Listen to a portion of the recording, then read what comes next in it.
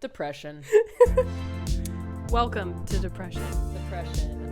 I have it, she has it, and if you're a millennial in 2019, you definitely have it.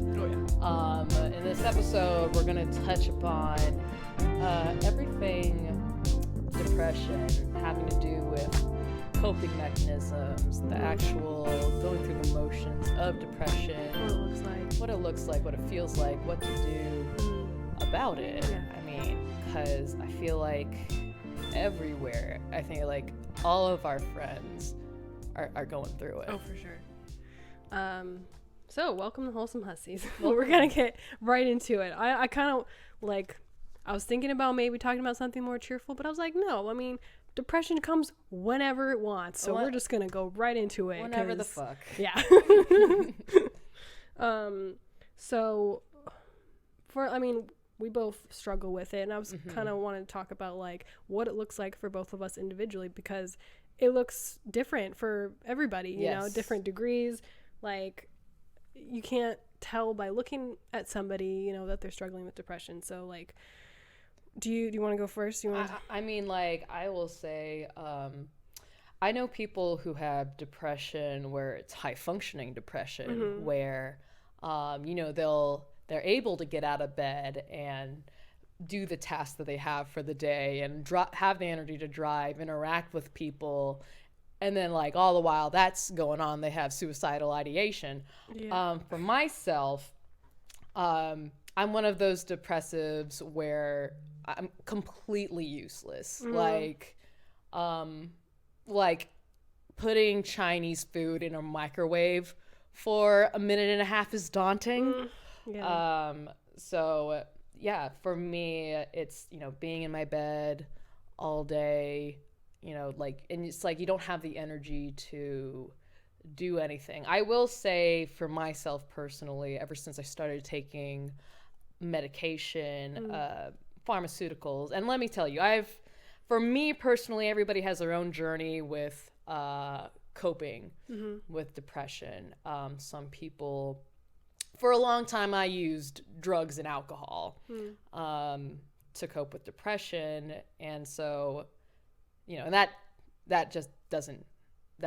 didn't fucking work for me at all. It made it way worse. So I looked into pharmaceuticals. I tried doing it the natural way, but it would take me from, like, you know, if we were on a grading scale, it took me from like an F to like a D plus. Like, it wasn't, you know, it wasn't substantial. So I had to go for the stronger stuff.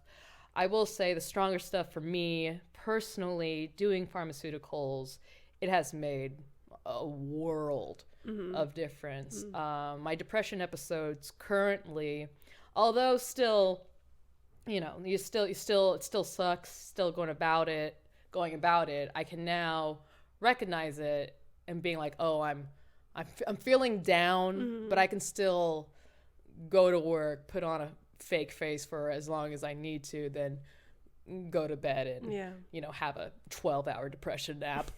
But yeah, that's for me at this moment. And like, that's been like I think I realized I had depression at the age of 23. I'm 29 now. And so it's taken me 6 years to figure out how to deal with my depression. Yeah. What does your depression look like, Kristin? For me, I usually just want to stay in bed. Even though, like, I won't reach out to my friends, but I'll like... No, we never do. No, so like that happened with you and I for sure. Like, I'm just not motivated at all, and I just become complacent, and I become okay with like just doing the basics of what I need to do. Like, it helps having pets, honestly, because like I am forced to get up and feed them and walk them and stuff, and I know other people have made that point too, you know, like, it's not just you're held accountable for this pet as well, right? But yeah, I just don't feel motivated to like work on myself, and I'm just like getting through the do you brush your teeth regularly? Because for me, when I'm depressed, all hygiene's out the goddamn door. I don't give a fuck. Like, yeah. Like, what normally happens is, like, I wake up, I immediately have to take care of my old dog, and so, like, I need to feed her, like, immediately. So I kind of feel like a mom where, like, everything else is out the window. It's like pets first. Then I'm like, oh, I'll eat and I'll have my tea and maybe brush my teeth and wash my face, and like couple hours later, if I get to it, a shower. And wow. I know. Wow. like that. That's really like I'm impressed. I know. Like, I know. Yeah, and it's just like, and I like my relaxing time's like 8 p.m. So I just like let myself just like not try to do anything productive by 8 p.m. And I feel guilty if I don't do anything before that time, you know. And you know, my house is a mess right now, and that doesn't help. Like being in that environment doesn't help. So, yeah. I get it. Like being like, especially being in an environment where that can like trigger your depression, it doesn't help you like climb. It feels like a harder climb, and it makes things feel that much more hopeless, when in reality, like, you may have like a lot of wonderful things going for you, and like even if like you do have like some shit going on in your life, you're like, oh well, you know, like this sucks, but I know it's not forever. Whereas, you know, you go and you slip into a depression mode, and it's like, this is real, this is I've been this whole time, I have been faking myself, I've been, you know, that's what depression feels like. It feels like there's been like a veil, like this is the truth. Life is complete shit. There is no hope. I've been telling myself a lie. I've been all of my happiness and my interactions and the love that I have between my friends and family and animals are a lie. And that's an awful place. And I see it sometimes. You know, my boyfriend Pat, he'll get in a mode where he like won't believe me when I tell him that he's talented and I compliment him and stuff. He just like, his brain is just like, just won't receive that. He's like, I don't believe you. Yeah. It's crazy. Yeah.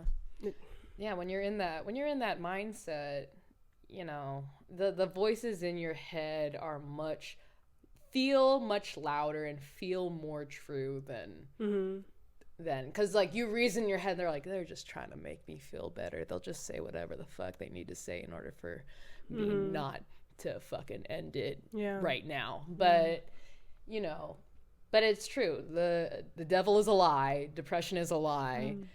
And I could say before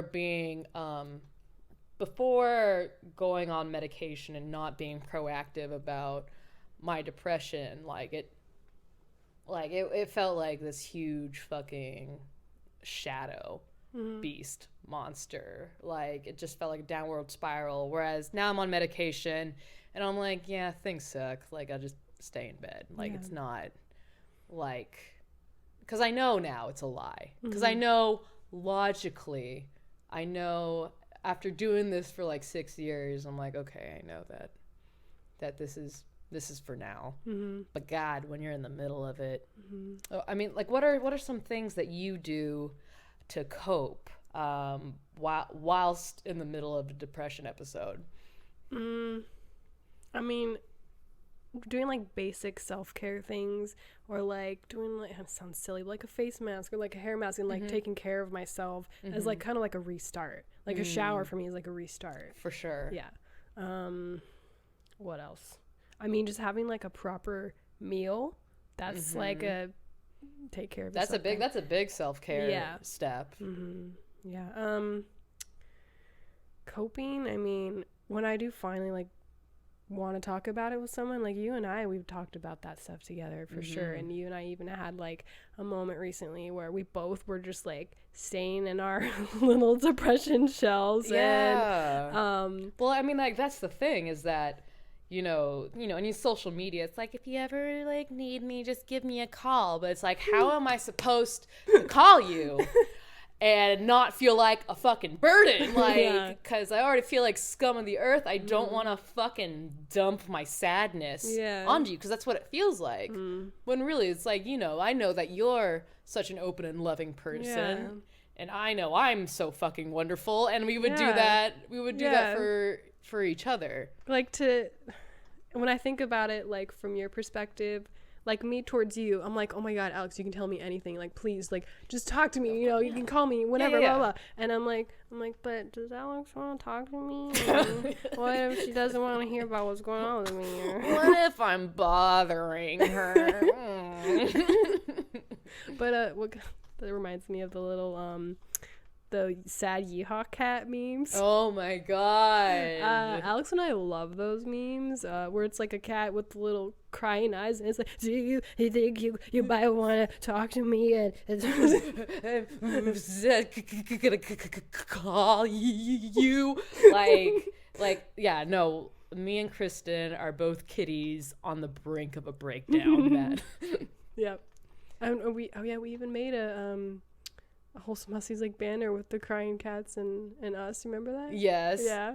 That's probably it's gonna be the picture for this episode. That's the picture for that. We haven't released any of our memes yet at this point, but hopefully it's floating around and you see that me and Kristin have exquisite senses of humor and an eye for Photoshop. But I know for myself, to help me through my depression, there's this place called Doghouse, and they have this like pastrami hot dog. That's what I do. Like, yes. Like if I have the funds, I will Postmates, Grubhub, something like a huge comfort food, and like, it may not be the healthiest coping mechanism, but it's not slitting my wrist. So I'm going to buy a hot dog slathered in pastrami and cheese sauce with chili cheese tots. I'm gonna do it. I'm gonna fucking do it. But do you have any? Oh, I like to share a story. Oh yes, please. What was it? I remember when I was 27 years old, and I was at a very, very low point in my life, and I had a joint in one hand, a glass of wine in the other, and like a vibrator going like all at the same time. I just wanted to feel something and then feel nothing at all at the same time. But I remember just being so low and like crying and being like, man, I kind of do want to leave this earth right now. And I think I might do it. So luckily, before I did anything, I called the suicide hotline, and somebody picked up, oh, welcome to, thank you for calling the suicide hotline. How may we help you? And I was like in fucking tears, just like, I was like, I feel alone. I feel, it feels hopeless. I don't want to be here. And they're like, well, sweetheart, how old are you? I'm like, I'm 27 years old. Yeah, it's just really, really dark right now. I can't call my family. I can't call my friends. And she's like, are you self-medicating right now? Yes, I'm self-medicating right now. What are you self-medicating on? I'm smoking a joint, and I'm drinking a glass of wine. I didn't tell her that I had my vibrator going on for a half hour. And I remember her telling her that, and I was like in fucking tears. Yeah. And she goes, do you think the cause of your depression is because you're 27 years old and you may not have reached the goals or be where you want to be at your life right now? Like maybe you had set a goal up for 27 years old and you have not met that goal yet? This is the suicide prevention hotline, right? Like I and for like a split second, I was like out of the depression because she took me out of it. I was like, bitch, what the fuck? Can I speak to a manager? Like, can I speak to the suicide hotline manager? And she's like, is everything? I was just like, at that point, like, I wasn't suicidal. I was just pissed. But like, it did for a moment, like, take me out. Yeah. And, I wasn't thinking about how I want to off myself. I was actually thinking about killing this woman instead. Wow, I can't. Did they have like a rating system? Like, a rating system for the suicide Yeah, hotline. like, do you stay on the line? I Or, would have like- given her 1 star. Oh my god. I would have given the suicide hotline. Actually, there needs to be a star rating for a suicide hotline. Mm-hmm. Like, oh, how was your talk? How do you feel? Oh my god. But if there was a survey after the suicide hotline, I would have given it 2 stars. She picked up the phone. And I wasn't depressed anymore. I was just pissed. I wonder if they would have like let you switch people, like I probably could have, but what if you're like, ma'am, you're not doing it for me? Can I get somebody else, please? Okay, first of all, ow. Second of all, can I next? Yeah. You like exhaust the whole team of people on the line. Who else you got back there? Oh my god. But I'm glad that you called. Yeah. I had not known that story, so I'm definitely glad that you called. Oh. Yeah, it was. Yeah, I'm glad I called too, and now I can, in my darkest moment, I can now laugh about it and joke about it and find humor in it. That is how you and I cope pretty well with comedy. Oh, some of the most depressed people I know are the funniest fucking people. Mm-hmm. But I think, when you are depressed, I feel like, I'm not saying that having depression is a personality trait. I will say, though, that it does give people a kind of perspective, a little more, if not a little more empathetic, a little more well thought out, a little more critical thinking, because you have a lot of time to think, and when you've been to a place that is so low, it can give you an insight of what other people are going through, and it gives you an insight of, instead of, I try to think when somebody's like being an asshole, not to me, like when somebody's like driving or somebody's being mean, I try to be empathetic. Not that I condone their behavior, but I try to think like, what is going on? What are they dealing with? What demons? Who did they talk to before this moment? Yeah. It's helped me to do the same thing, for sure. I mean, I was an empathetic person already, but like, even like your family members, like sometimes you kind of just forget that they're people too. And you're just like, you just like treat them as your family. Oh yeah, and then, absolutely. Yeah. So you're like, oh yeah, like they are probably going through something, and like I shouldn't snap at them because and it brings you closer together. And plus, like a lot of my family is also depressed, like I definitely hereditary. And so and it's helped me to be empathetic, or like even if you see someone like being upset or like wants to talk to the manager or something, it's because something upset them before that moment, and like something triggered them for sure, and so they were in a bad place too. And I'm just at this point, because I'm just like, you guys just come on, just be nice, just be nice. Like, come on, why do you gotta waste your energy?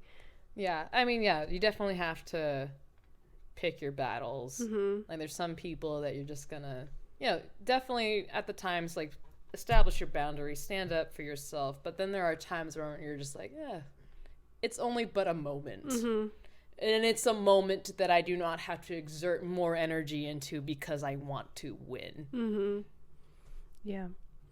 And I would say like this podcast for us, even if it got nowhere or whatever, like just putting our energy into this and like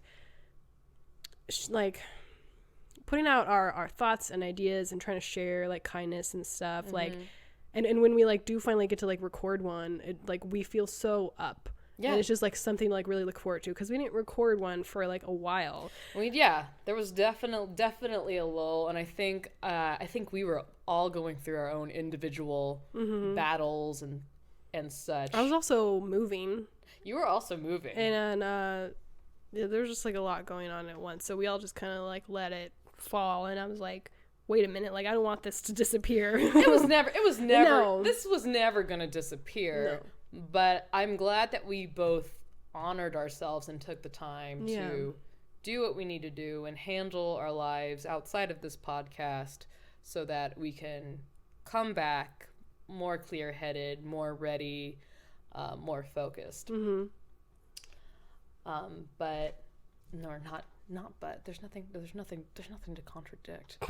I will say though, for the people listening, that if you are going through depression, and I have to say this to myself all the time, even though I may deep down not believe it, like there are people who love you, mm-hmm. who want to hear from you, who have your best interest at heart, and will make that space for you to listen without wanting anything back, without feeling obligated to give back. Like you have people in your life who will make that space for you to vent, cry, yell. And Kristin, I'm very thankful for you, honey, and all the people who are in this room helping us with this podcast. I know have told me that their doors are always open. Yeah. And just when you're in the heat of depression, you don't think that. Mm-hmm. But I should make a fucking list of people I can call. You should. Just to remind myself. Yeah. And it'd be like, hey, sad Alex, why don't you call David, Pat, Kristin, Anna, Trent, like all these like fucking all these fucking people that want to love you and care about you. Of course. And I mean, even if like you couldn't come up with a list or something, like you and I, like if there's someone out here watching or listening who like doesn't feel like they have anybody, talk to us. Oh shit. You can like reach us through like social media, and like we'd love to talk to you, because we're here to share kindness and empathy and understanding, and we just want to like help people and stuff. So we're here too. Yeah, we're here too. You're not alone in this depressing world. Because this world is depressing, which makes you depressed. Yeah. But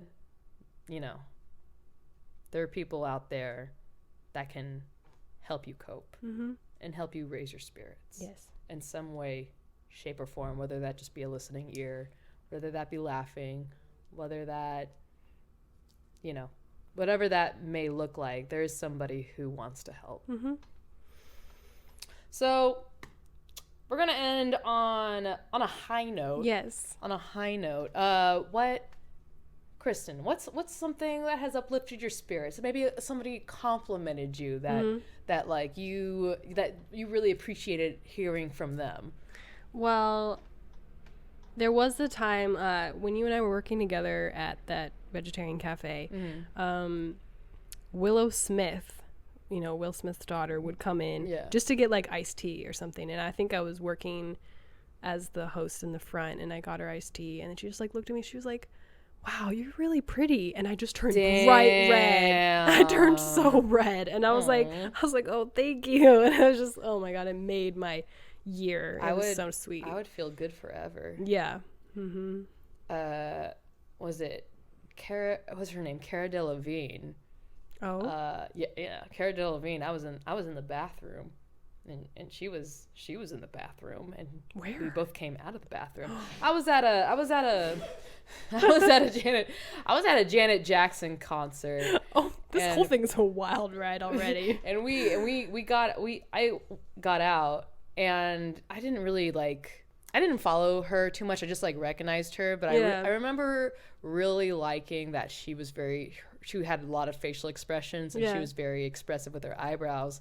And so I saw her, and I went up to her, and I was like, I really enjoy your facial expressions. And she looks at me in my eyes and said, you're gorgeous, and left. I'm like, yes! Ha!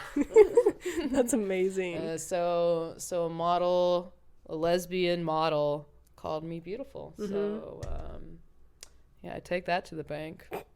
How long ago was that? This was maybe 3 years ago. Nice. 3 years ago. Cool. Yeah, I think with Willow Smith, it was when we were working there, which was how many years ago? I think almost 6 now. Yeah. So about 6 years ago. But I'm glad that I had not heard about that before. You know? I have a lot of stories about people saying to be pretty. Like, it's not like... Oh, I have one that happened today. Oh, tell me about that but one. like in a creepy way. Like, I was driving and had the window down, and then I was at a stoplight, and I could see in the corner of my eye that there was like a box truck, and I just hear, "Mwah." No! Yeah. Did you go into a depression spiral downward? Because I would have. I was just like... You know that like creepy feeling you get when you get like catcalled or like unwanted attention, and yeah, it was like that. I was just looking straight ahead. I had my sunglasses on. I had this sweater on. I'm not revealing anything. Doesn't matter what. Doesn't matter.